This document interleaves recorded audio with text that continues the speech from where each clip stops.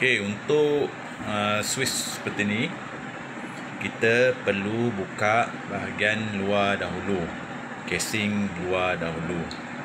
Cara dia, kita gunakan test pen atau apa-apa saja yang untuk congkil bahagian luar ni. Cabut.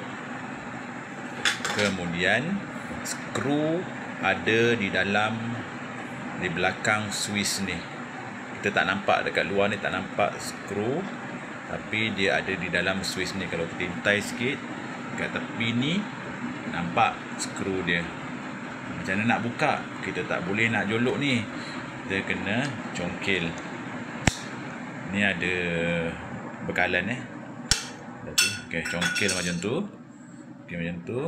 Dan kita buka skru ni.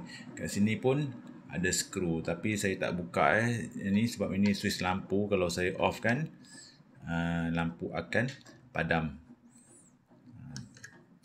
Tapi kita buka sama macam tadi lah, congkil saja dan keluarkan punat dia ni, dan kita boleh buka keseluruhan Swiss ni. Okay, cara dia untuk pasang balik senang juga. Dia jatuh ini tadi, masukkan je balik. Kalau kita dah pasang kan, dah buka ataupun dah repair, kita pasang balik, dekatkan saja. Sini ada dia punya alur dia, tekan saja. Okey, dah jadi balik.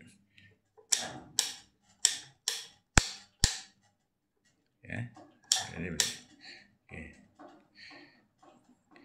Ini nanti kalau tuan-tuan jumpa Swiss macam ni, ini trik dia. Dia skru dia ada di belakang ni. Skru ni ada di belakang. Jadi Swiss jenis ni sekarang ni dah jadi banyak sebab dia cantik lah. Kita tak nampak skru. Kebanyakan Swiss, terutama di Mr. DIY pun saya tengok ada banyak Swiss yang jenis macam ni. Tuan jumpa, tuan beli. Kalau cara nak pasang dia, memang kena buka punat dia dulu, baru boleh skrukan. Okey, semoga bermanfaat. Sekian, terima kasih.